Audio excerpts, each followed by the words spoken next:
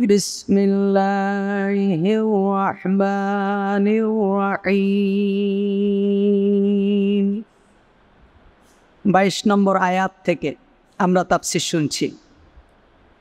লাকাদ কুনতা ফি গাফলাতিন মিন হাযা ফাকাশাফনা আনকা গিতাআকা ফাবাসসারুকা ইয়াওমা হাদীদ। নিঃসন্দেহে তুমি তো উদাসীন ছিলে এ দিন সম্পর্কে, তাই আমি তোমার কাছে তোমার সামনে থেকে পর্দা সরিয়ে দিয়েছি, ফলে আজ তোমার দৃষ্টি হাদীদ অত্যন্ত তীক্ষ্ণ।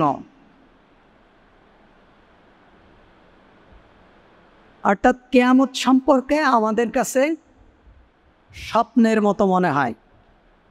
আমরা কিয়ামত সম্পর্কে শুনি, কিন্তু আমাদের কাছে কি মনে হয়? স্বপ্নর মতো মনে হয়, যেটা বাস্তবে ফিরে আসবে কিনা। মানুষ এখন মূলত আমাদের চক্ষুটা বন্ধ, আমাদের পর্দার চক্ষু খোলা, কিন্তু আমাদের অন্তরের চক্ষু কি বন্ধ। কিয়ামতের দিন আল্লাহ সুবহানাহু ওয়া তাআলা এই চর্মচক্ষু দ্বারা পরকালের জগতের কোনো কিছুই দেখতে মানুষ সক্ষম নয়, কিন্তু মৃত্যুর সাথে সাথে যখন চর্মচক্ষু বন্ধ হয়ে যাবে, তখন থেকে আখিরাতের দৃশ্যবলী মানুষ দেখতে পাবে। নবী মুহাম্মদ রাসূলুল্লাহ সাল্লাল্লাহু আলাইহি ওয়াসাল্লাম ঘুমালেও উনি সব কিছু জানতেন। একটা তাফসিরে এসেছে, হাদিসে এসেছে, রাসূল সাল্লাল্লাহু আলাইহি ওয়াসাল্লাম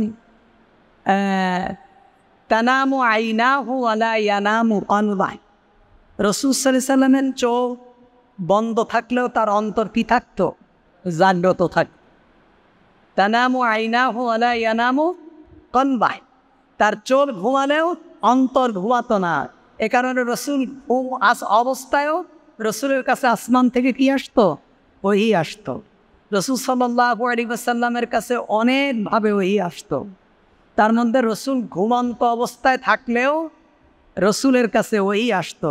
আল্লাহ সুবহানাহু ওয়া তাআলা বলছেন ফাবাসারুকাল ইয়াউমা হাদীদ, ফলে আজ তোমাদের চক্ষুটা হবে খুব তীক্ষ্ণ দৃষ্টি, অর্থাৎ সব কিছু বাস্তবে দেখতে পাবে।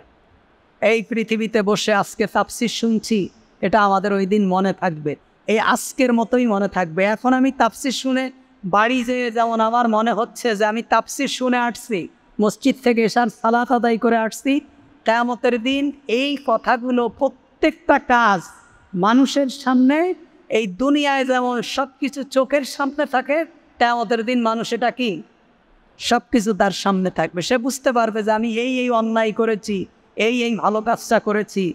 তখন সে বলবে হায় আমি যদি, হায় আফসোস।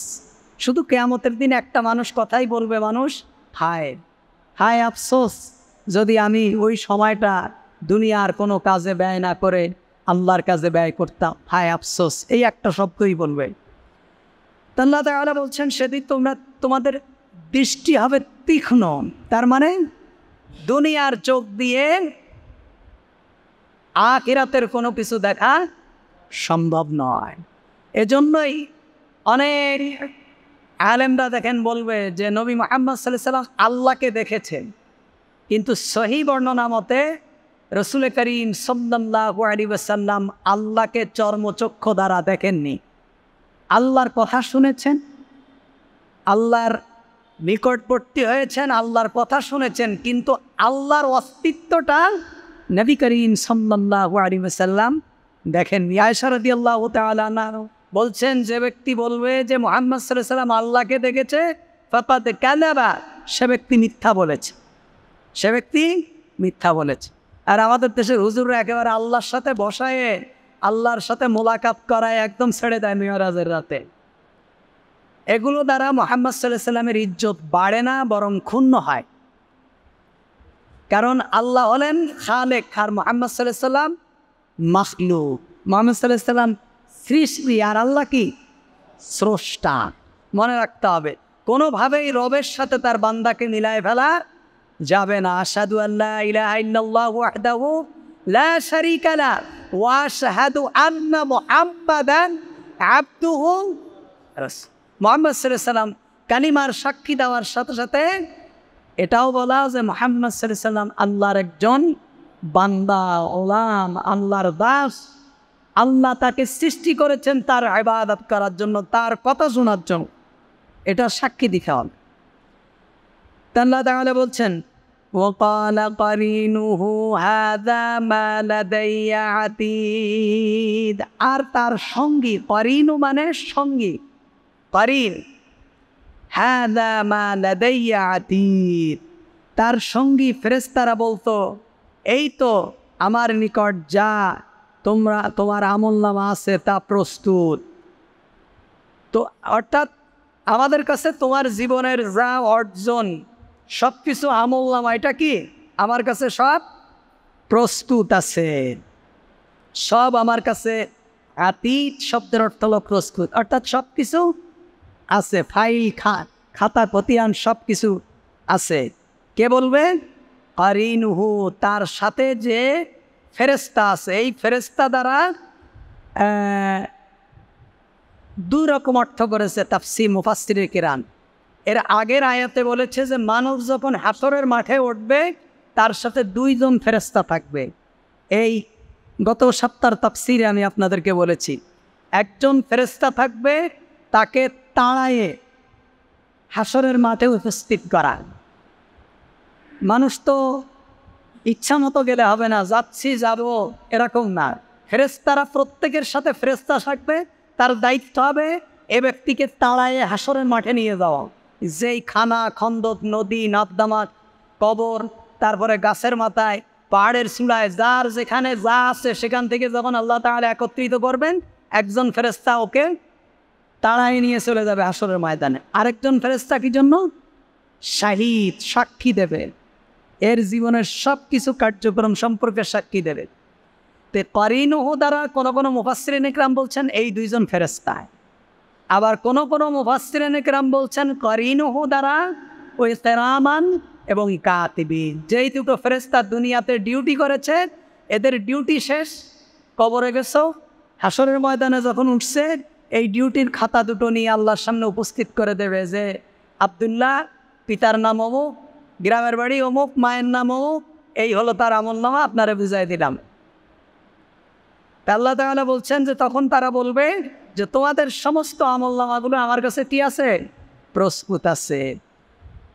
আলকিয়া ফি জাহান্নামা কুল্লা কাফফারিন আনীদ। আল্লাহু আকবার। নির্দেশ দেওয়া হবে ফেরেশতাদেরকে, তোমরা উভয়ে জাহান্নামে নিক্ষেপ করো প্রত্যেক হঠকারী কঠোর কাফিরকে। ওদেরকে বলা হবে যারা কাফের, যারা হঠকারী, যারা কঠোর, যারা আল্লাহ সম্পর্কে উদ্ধত্যপূর্ণ আচরণ করেছে, আল্লাহর বিরুদ্ধে যারা বিদ্রোহ করেছে, আল্লাহর আইনকে যারা বুড়ি আঙ্গুল দেখিয়েছে, আল্লাহর কথাগুলোকে যারা দুনিয়ায় কোনো কর্ণপাতই করেনি, যারা পরকালীন জীবনে উপস্থিত হতে হবে এটা যারা কখনো কল্পনাও করেনি, তাদের চিন্তা ফিকিরেও যারা রাখেনি, আলকিয়া, তাদেরকে হাঁকিয়ে নিয়ে যাও। তাদেরকে নির্দেশ দেওয়া হবে, অর্থাৎ ফেরেশতাদেরকে আলকিয়া, তোমরা নিক্ষেপ করে দাও। ফি, কোথায় নিক্ষেপ করবে? ফি জাহান্নাম, জাহান্নামের মধ্যে এদেরকে কি করে দাও? নিক্ষেপ করে দাও। মান্নাইল লিল খাইরি মুতাদিম মুরিব। কেন তাকে জাহান্নামে দেওয়া হবে? তাকে জাহান্নামে দেওয়া হবে মান্না, সে ছিল প্রতিবন্ধক, প্রতিবন্ধক অর্থাৎ ভালো কাজের প্রতিবন্ধকতা করা। মান্নাইল লিল খাইর অর্থাৎ ভালো কাজের প্রতিবন্ধক। একজন ব্যক্তি দাড়ি রাখেন, তারে দাড়ি রাখতে দেবে না। তারে দাড়ি রাখলেই কি রাজাকার বলে মাস শুরু। দাড়ি রাখলে বলবে যে হলো জঙ্গি, ওদের নেই। তারপরে হলো মাহফিল শুনতে দেবে না, মাহফিলগুলো বন্ধ হয়ে যাবে। আবার ইন্ডিয়া, বাংলাদেশ, সারা দুনিয়ার থেকে গায়ক গায়িকা আসলে গান হবে। তাহলে ভালো কাজের প্রতিবন্ধক, যত কল্যাণ কাজ আছে এগুলো কি প্রতিবন্ধক, প্রতিবন্ধক। যত ধরনের কল্যাণ কাজ আছে সুদ অহরহ চলছে, যে ইসলামিক অর্থনৈতিক ব্যবস্থা চালু হবে তখন ওখানে ওর ভিতরে মৌলবাদের গন্ধ পাওয়া যায়, তখন এদেরকে বন্ধ করে দাও। ইফতারের মাহফিলে বসে কিংবা কোথাও বসে 10 জন 20 জন এরম কোরআনের তাফসির হচ্ছে, ব্যাস পুলিশ দিয়ে ওদেরকে ধরে জঙ্গি মামলা দিয়ে ওদেরকে চালান করে দাও। মান্নাইন লিল খাইর, যত ধরনের কল্যাণ কাজ আছে সমস্ত কল্যাণ কাজের প্রতিবন্ধক, বাধা, কোনো ভালো কাজ হতে দেবে না। যত খারাপ আছে নষ্টামি করে বেড়াও, মদের লাইসেন্স দাও, তারপরে হলো সিনেমার লাইসেন্স দাও, ছবি নাটক গান কীর্তি কালাপ যত অশ্লীলতা বেহায়াপনা নির্লজ্জতা এগুলো প্রসার হোক, কোনো সমস্যা নেই। যখনই দেখবে যে মানুষ মসজিদমুখী হয়ে গেছে, মানুষ যখন আল্লাহমুখী হয়ে গেছে, মানুষ যখন কোরআনমুখী হয়ে গেছে, মানুষ যখন কোরআন প্রেমিক হয়ে গেছে, তখন তারে কোনো না কোনো একটা ফান্দের মধ্যে ফেলে তারে কি করা, প্রতিবন্ধকতা তৈরি করা। আল্লাহ বলছে এদেরকে জাহান্নামে কেন দেওয়া হবে? মান্নাইন লিল খাইর, এরা হলো ভালো কাজের প্রতিবন্ধক। আর কি? মুআতাদিন, এবং সীমা লঙ্ঘনকারী। এরা অন্যায় করতে করতে করতে করতে করতে করতে সীমা লঙ্ঘন করে ফেলে। সীমা লঙ্ঘনকারী, কোনো ধরনের সীমা লঙ্ঘনকারীকে আল্লাহ তাআলা কি করেন না? ভালোবাসেন না। সীমা লঙ্ঘনকারী এরা তো ভালো কাজে প্রতিবন্ধকতা করেই, আরও কি করে? সীমা লঙ্ঘন করে। এবং কি? মুরিদ, সন্দেহ সংশয় সৃষ্টিকারী, সন্দেহ সংশয় সৃষ্টিকারী,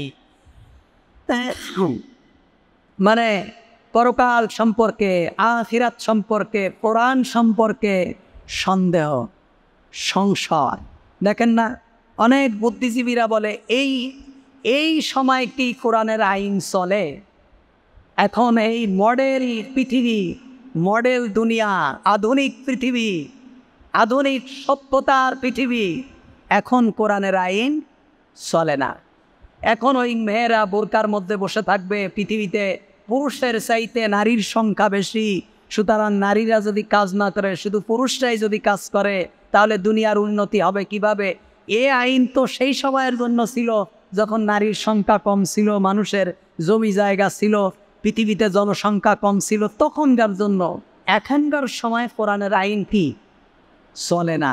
একথা বলার সাথে সাথে সে ব্যক্তি আর মুসলমান থাকে না, সে একদম কাট্টা কাফের। ওর জানাজা যে হুজুর পড়াবে সেই হুজুরও কাফের। কারণ কাফেরের জন্য জানাজা পড়া যাবে? কোনো কাফেরের জন্য দোয়া করা যাবে? আমাদের দেশে কত হুজুরের যে ইমান নেই এটা কেউ জানে না। কত হুজুর যে কাফের হয়ে গেছে। কারণ যে নাস্তিক টিভিতে বসেও কোরআনের বিপক্ষে কথা বলে, সেই নাস্তিক মরে গেলে জাতীয় ঈদগাহ মাঠে যে হুজুর নামাজ পড়ায় তার জন্য দোয়া করে, আল্লাহুম্মা গফির লি হাইয়িনা ওয়া মাইয়িতিনা ওয়া শাহিদিনা ওয়া গায়বিনা। কোনো কাফের মারা গেলে ইন্না লিল্লাহি বলা জায়েজ আছে?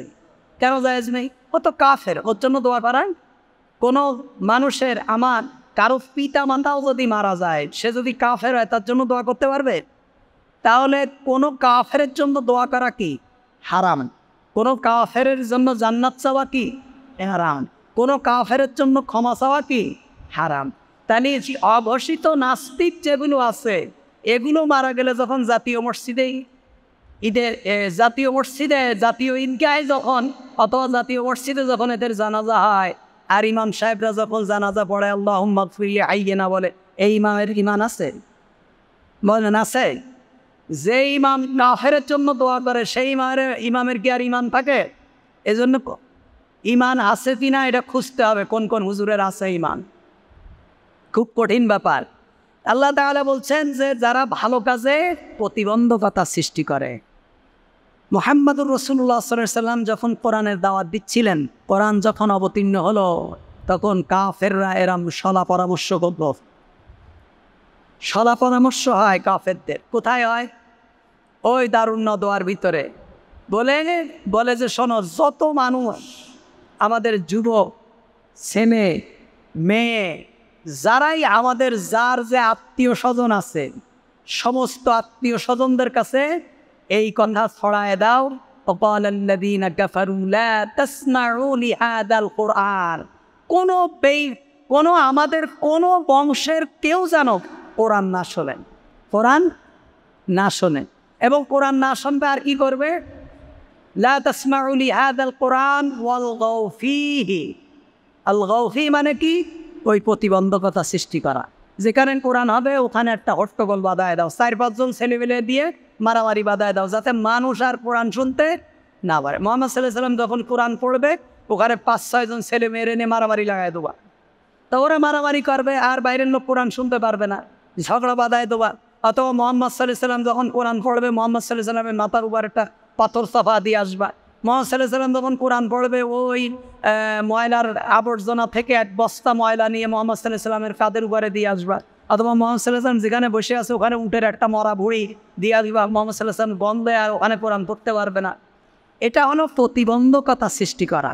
এক এক যুগের প্রতিবন্ধকতা এক এক রকম। জাহেলিয়াতের যুগের প্রতিবন্ধকতা জাহেলিয়াতের মতো, আর এখনকার যুগের প্রতিবন্ধকতা হলো এখনকার যুগের মতো। এখনকার যুগের প্রতিবন্ধকতা কি? এখনকার যুগের মাদ্রাসার সিলেবাসের মধ্যে ঢুকায় দিয়েছে যে তোমরা কি পূজার দিনে পূজা মণ্ডপে যাও? এটা হলো মাদ্রাসার, আলিয়া মাদ্রাসার ছেলে মেয়েদের প্রশ্ন। তারপরে পয়লা বৈশাখের দিন তোমরা কি কি খেয়েছো, কি পোশাক পরেছো, কোথায় দিয়েছো, এগুলো বইয়ের সিলেবাস। তারপরে মূর্তি টুর্তি এগুলো তো আছেই। তার মানে কি? এটা একটা প্রতিবন্ধকতা। শয়তান যুগের পরিবর্তনের সাথে সাথে তার কৌশলও কি করে? পরিবর্তন করে। তা শয়তান তো আর সরাসরি আসমানতে নেমে আসবে না। মিনাল জিন্নাতি ওয়ান, সূরা নাসের মধ্যে পড়েন না, কুল আউযু বিরাব্বিন নাস, মানে আল্লাহ আমি তোমার কাছে আশ্রয় চাই মানুষের রবের কাছে। শেষ বেলায় কি আছে? মিনাল জিন্নাতি, মানুষ শয়তানের থেকেও তোমার কাছে আশ্রয় চাই এবং জিন শয়তানের থেকেও আশ্রয় চাই। কারণ জিন শয়তানের থেকে মানুষ শয়তান কি? এই বাচ্চাদের যখন চোখ লাগে, বাচ্চারা দেখেন খায় না, পাতলা পায়খানা করে, 4-5 দিন খায় না, মায়ের দুধে মুখ দেয় না, আমাদের কাছে আসলে আমরা কি করে দেই? এই রাসূল সাল্লাল্লাহু আলাইহি ওয়াসাল্লাম এই 2 সূরাই পড়তে বলেছেন। তার মানে কি? জিন শয়তান আর মানুষ শয়তানের অনিষ্টতা থেকে বাচ্চাকে তুমি হেফাজত করো এবং আমাকেও কি করো? হেফাজত কর। তাই মানুষ শয়তান তার কৌশলও পরিবর্তন করে আল্লাহর দিন থেকে মানুষদেরকে কি করার জন্য?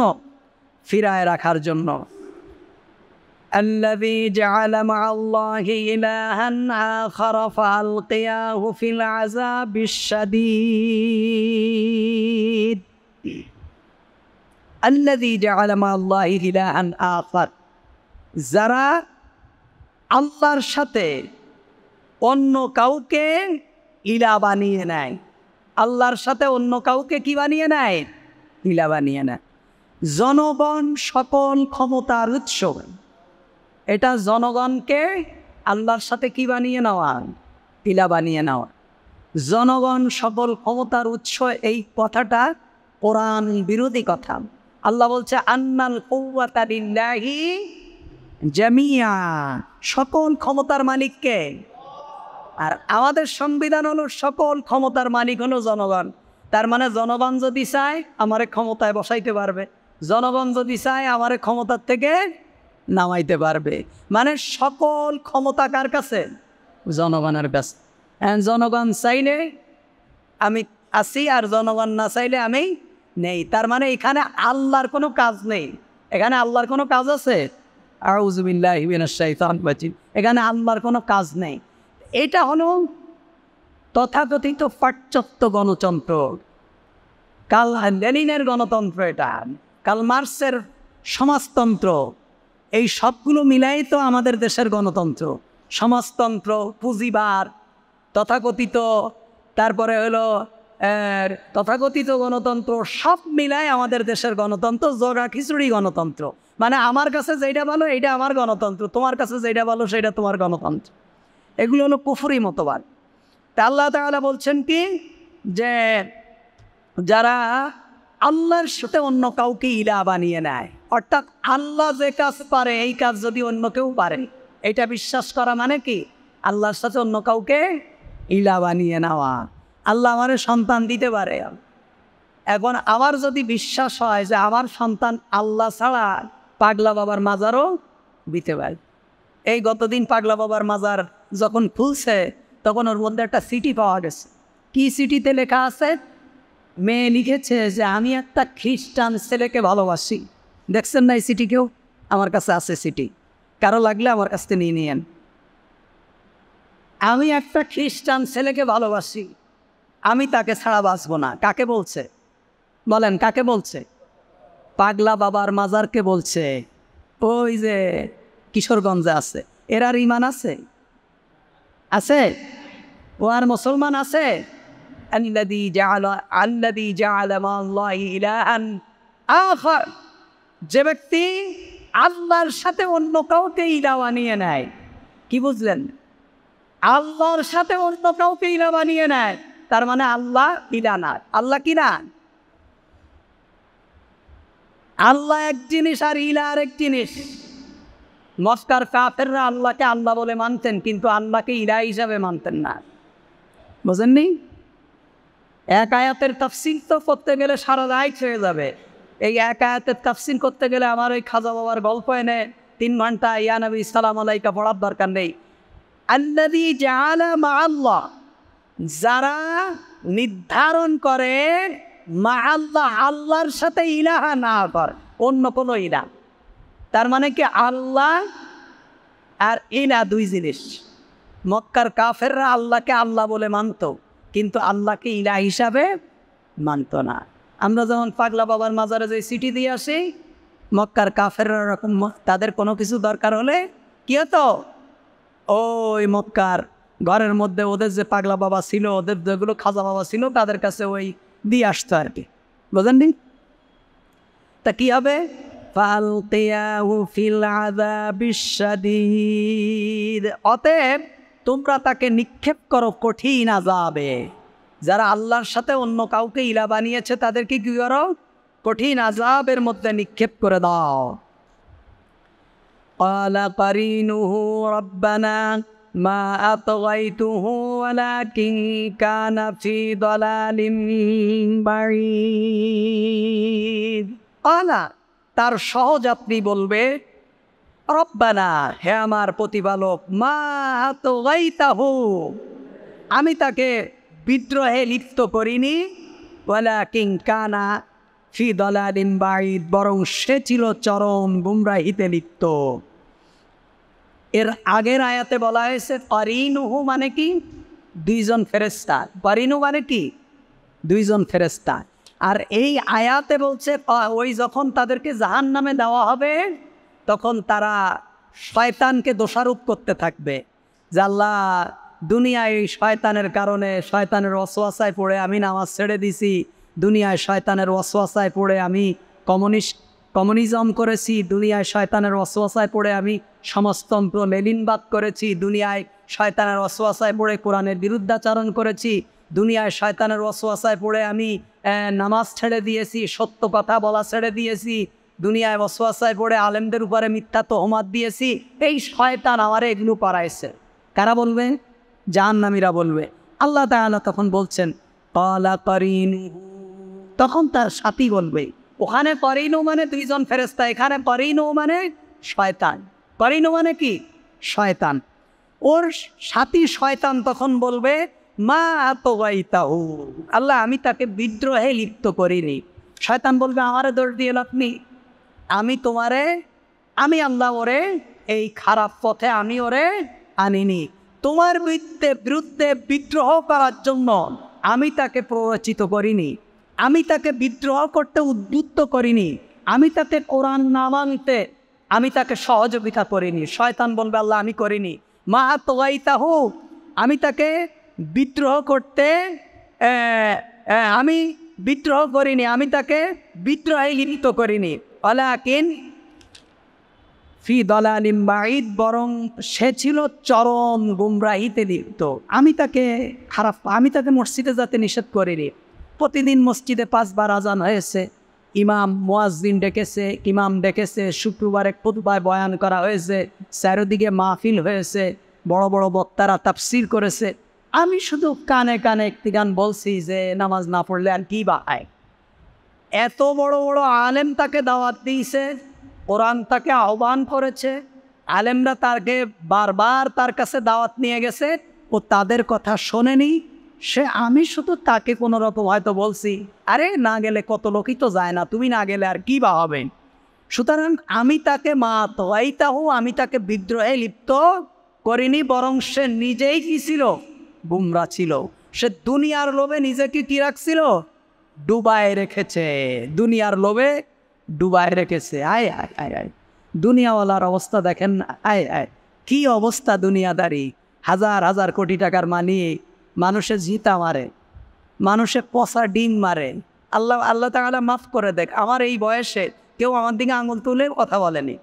আমি এমন কোনো কাজ করিনি যে আমার দিকে কেউ আঙুল তুলে কথা বলেন, একমাত্র জালেমরা ছাড়া। জালেমরা কি করেছে না করেছে সেগুলো আর বলে লাভ নেই। জালেমদের জুলুম এটা আমাদের জন্য নিয়ামত, আমাদের জন্য কি, এজন্য আমরা এগুলো কিছু মনে করি না। আমাদের যে জুলুম, তারপরে হলো আমাদের বিরুদ্ধে মামলা, হলিয়া, হাঙ্গামা এগুলো থাকে।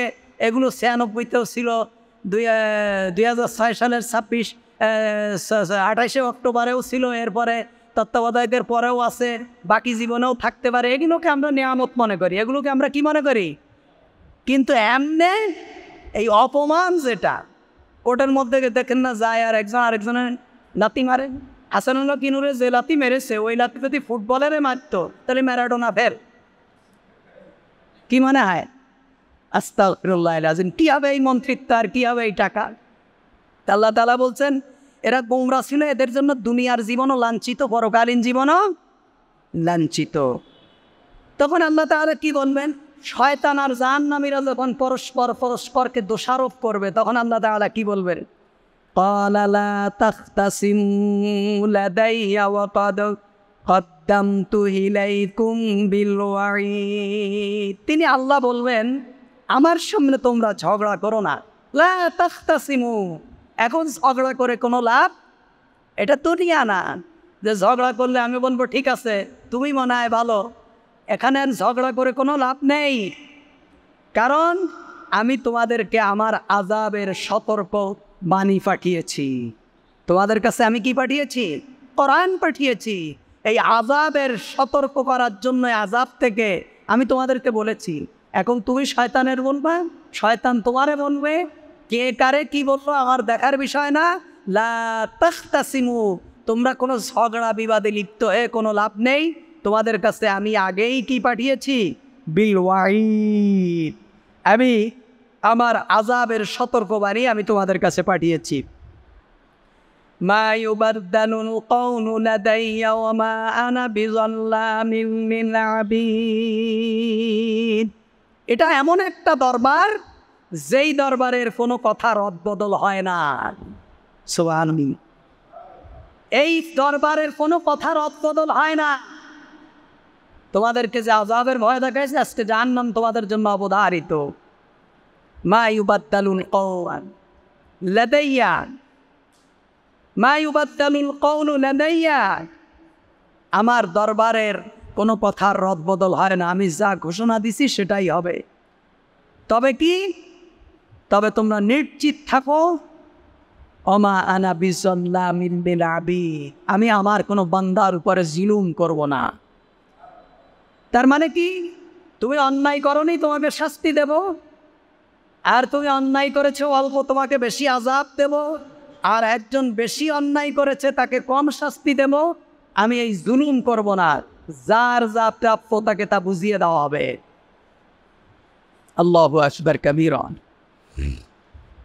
এবার সকলে যখন জাহান্নামে যাবে, আল্লাহ তাআলা বলছেন, ইয়াওমা নাকুলু লিজাহান্নামা হাল ইমতালাতি ওয়া তাকুলু হাল মিন মাজিদ।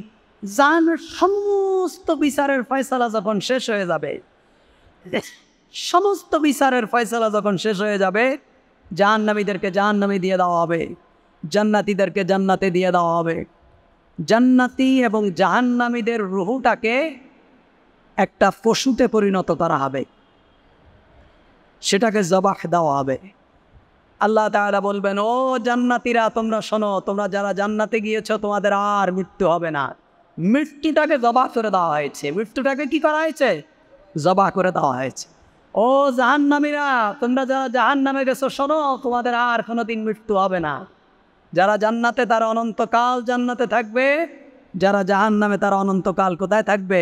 জাহান্নামে থাকবে। এই জাহান্নামে যখন চলে যাবে তখন আল্লাহ তাআলা জাহান্নামকে ডাক মেরে বলবেন, ইয়াউমা নাকুলু লিজাহান্নামা হাল ইমতালাতি ওয়া তাকুলু হাল মিন মাজিদ। সেদিন আমি জাহান্নামকে জিজ্ঞেস করব, তুমি কি পরিপূর্ণ হয়ে গেছো? অর্থাৎ তোমার পেট কি ভরে গেছে? তখন জাহান্নাম বলবে, হাল মিন মাজিদ, আরো কিছু কি আছে? আরো অতিরিক্ত কিছু কি আছে? এর তাফসিরে মুফাসসিরে কেরাম বলছেন, জাহান্নামের তখনও ক্ষুধা মিটবে না। জাহান্নাম প্রচণ্ড ক্ষুধার্ত থাকবে, তাই জাহান্নাম বলবে, হাল মিন মাজিদ, আর কিছু কি আছে? আরেকটা তাফসিরে মুফাসসিরে কেরাম বলছেন, জাহান্নাম সেদিন বলবে, মানে জাহান্নাম পরিপূর্ণ হয়ে যাবে জাহান্নামীদের দ্বারা। জাহান্নামকে যখন জিজ্ঞেস করা হবে তোমার পেট কি পরিপূর্ণ হয়েছে, তখন জাহান্নাম বলবে, আল্লাহ আরও কি আছে? তার মানে আমাকে কি আরও নাগার নিতে হবে? দুই রকম তাফসীর করেছেন। ওয়াউজলিফাতিল জান্নাতু লিল মুত্তাকিনা গায়রা বাঈদ, আর নিকটে নিয়ে আসা হবে জান্নাতকে মুত্তাকি তথা আল্লাহ ভীরুদের জন্য কোনো দূরত্ব থাকবে না। সুবহানাল্লাহ। এই যে জান্নাত যাইতে গেলে 30-40 মাইল হেঁটে তারপরে জান্নাতে যাইতে হবে এমনটা না। জান্নাতকে আল্লাহ তাআলা মুত্তাকিদের পায়ের কাছে নিয়ে আসবেন। সুবহানাল্লাহ। গায়রা বাঈদ, কোনো দূরত্ব থাকবে না, পা দিয়েই জান্নাতীরা জান্নাতে চলে যাবে। সুবহানাল্লাহ। আমাদের কাছে কল্পনা মনে হয় না? আরে মানুষ মরে গেলে বুঝবে কি কল্পনা, কি কল্পনা। দুনিয়ায় থেকেই তো এখন জাহান্নাম, দুনিয়ায় থেকে কি জাহান্নাম, কি অবস্থা। হাযা মা তুআদুনা লিকুল্লি আওয়াবিন হাফিজ, বলা হবে এটাই তা যার ওয়াদা তোমাদেরকে দেওয়া হয়েছে প্রত্যেক প্রত্যাবর্তনকারী হেফাজতকারীর জন্য। বলা হবে যে হাযা তুআদুন, জান্নাতীদেরকে বলা হবে হাযা তুআদুন, জান্নাতীদেরকে বলা হবে হাযা মা তুআদুন, উভয়কেই বলা হবে হাযা মা তুআদুন লিকুল্লি আওয়াবিন হাফিজ। প্রত্যেককে বলা হবে এইটা হলো তোমাদের সেইটা যার ওয়াদা তোমাদেরকে করা হয়েছে। তার মানে কি? তোমাদেরকে বলা হয়েছে যে তোমরা যদি ভালো কাজ করো তাহলে তোমরা কোথায় যাবে? জান্নাতে যাবে। আর যদি তোমরা খারাপ কাজ করো তোমরা কোথায় যাবে? জাহান্নামে যাবে। সুতরাং জান্নাতীদের জন্য এটা, জাহান্নামীদের জন্য এটা হলো তোমাদের কাছে ওয়াদা। মান খাশিয়ার রহমান বিল গায়বি ওয়া জাআ বিকলবিন মুনীব, না দেখা সত্ত্বেও দয়াময় আল্লাহকে ভয় করে এবং একনিষ্ঠ মন নিয়ে উপস্থিত হয়। বলছে এই সুসংবাদ কাদের জন্য? মান খাশিয়ার রহমান বিল গায়ব, আল্লাহকে না দেখে যে আল্লাহকে ভয় করে, আল্লাহকে না দেখে আল্লাহকে ভয় করে। নাস্তিকরা বলে এগুলো তো ফাও কথা, এগুলো কিছু দেখি না, কবর হাসর আযাব এগুলো হলো বানোয়াট কথা, বুঝেন নেই? তো এই যে না দেখে ভয় করা, যারা না দেখে ভয় করবে এবং যারা একনিষ্ঠ আল্লাহ তাআলার প্রতি আস্থা এবং বিশ্বাস নিয়ে যারা উপস্থিত হবে তাদের জন্য কি এই জান্নাত। উদখুলুহা বিসালাম, বলা হবে প্রবেশ করো নিরাপত্তার সাথে। উদখুলুহা বিসালাম, তোমরা জান্নাতে প্রবেশ করো সালামতের সাথে। সালাম মানে কি? নিরাপত্তা, শান্তির সাথে। যালিকাল ইয়াউমুল খুলুদ, এটা অনন্তকালের অবস্থানের দিন, অনন্তকাল অবস্থানের দিন। বলছে এখানে যাও, এখানে তুমি অনন্তকাল থাকবে, আর তোমার কি হবে না? শেষ হবে না।